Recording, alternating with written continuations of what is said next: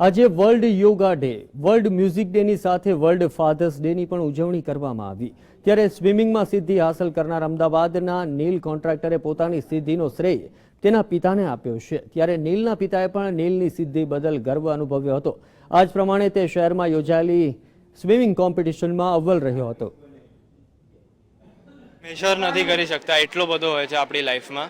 અને મારા ફાધરનો હું કહું તો હું કોઈ પણ રીતના કોઈ પણ મારી પાસે એવું કંઈ વર્ડ્સ નથી, એક્શન્સ નથી કે જેનાથી હું મારા ફાધરની હું એક્સપ્રેસ કરી શકું. એમને મારે કેટલો મને સપોર્ટ કર્યો છે એ પણ ઇમેન્સ સપોર્ટ હતો, એ પણ હું કોઈ દિવસ એક્સપ્રેસ નહીં કરી શકું અને હું કોઈ દિવસ રિપે નહીં કરી શકું. જ્યારે પણ કોઈ પણ ઇવેન્ટ હોય, હું ક્યાં પણ આઈધર હું ક્યાં પણ જતો હોઉં તો ઓલવેઝ મને નીલના ફાધર તરીકે જ લોકો બોલાવતા હોય છે.